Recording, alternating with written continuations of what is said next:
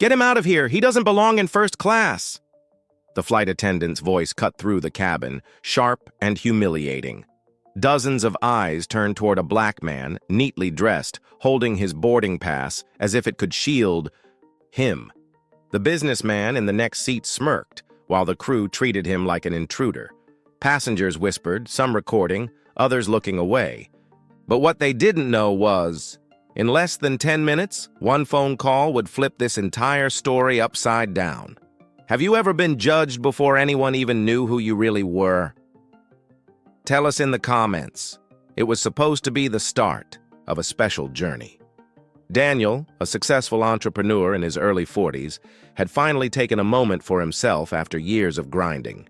He had worked countless late nights, missed family dinners, and sacrificed vacations to build his company from the ground up.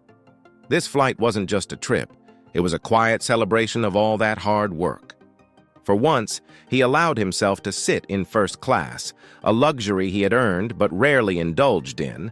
Dressed in a tailored navy blazer and polished shoes, Daniel blended in seamlessly with the other first-class passengers. To him, this was simply a well-deserved break. He carried no arrogance, no attitude, just quiet gratitude for how far he had come. Settling into his seat, he thought of his mother, who had once worked double shifts just to put food on the table. He imagined how proud she would be to see him now, sitting in a seat he had once only walked past on the way to the back of the plane. The cabin hummed softly with the sound of boarding passengers, the shuffle of luggage, and the polite clink of glasses being prepared. Flight attendants moved briskly, offering warm smiles and welcomes. For a moment, Daniel allowed himself to relax. This was his time. This was the fruit of years of dedication and resilience. But not everyone saw it that way. Just 2 rows away, a businessman in a crisp gray suit noticed him and narrowed his eyes, as if something about Daniel didn't fit. And the flight crew? Their polite expressions flickered into something colder the moment they glanced at his ticket. Subtle, almost invisible gestures, but enough to send a shiver down his spine.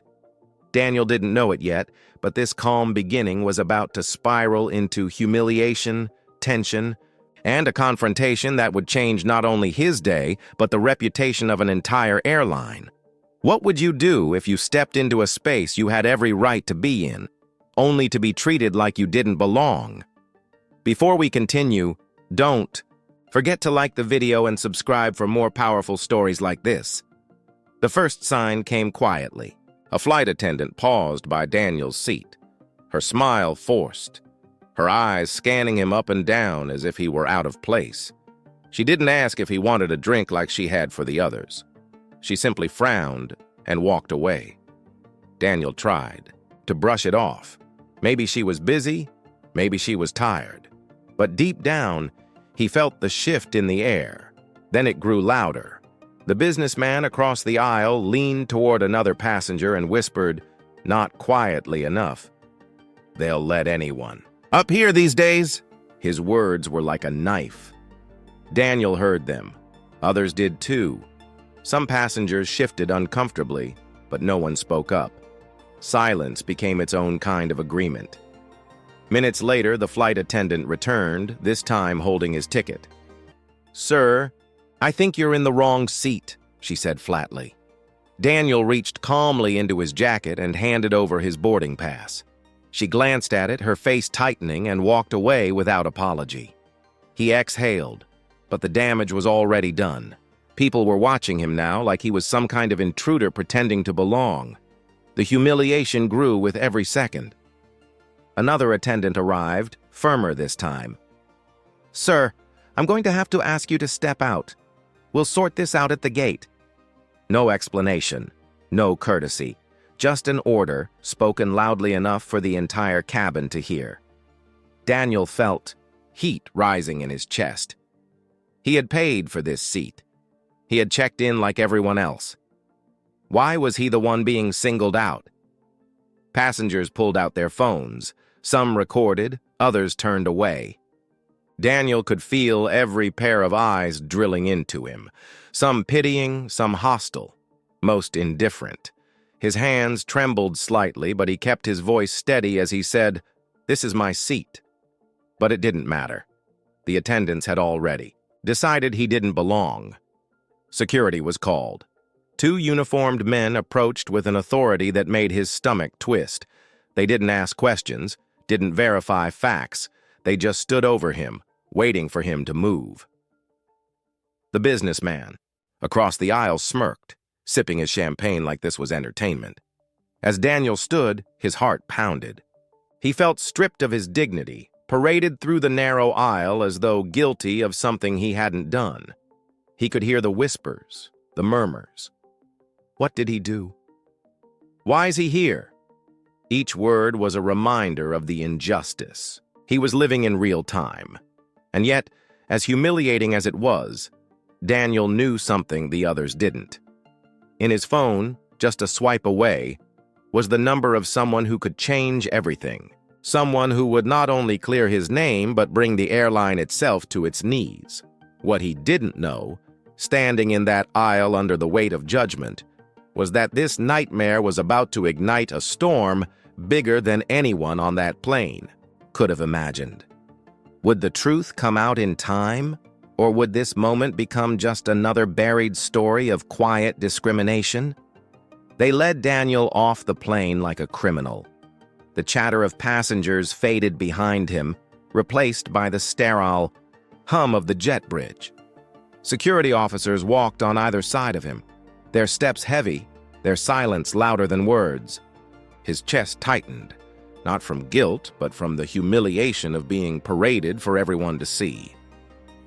In the holding area, a supervisor appeared, his expression cold and dismissive. He didn't ask questions. He didn't care about the ticket Daniel clutched in his hand. "First class is reserved for premium passengers," he said, his tone dripping with condescension, as if Daniel's presence in that seat was already proof of wrongdoing. Daniel's fingers trembled, but not with fear. With anger. He had earned that seat. He had paid for that seat. But in their eyes, none of that mattered. His skin had spoken louder than his success. For a moment, he thought of his mother again. The sacrifices, the struggle.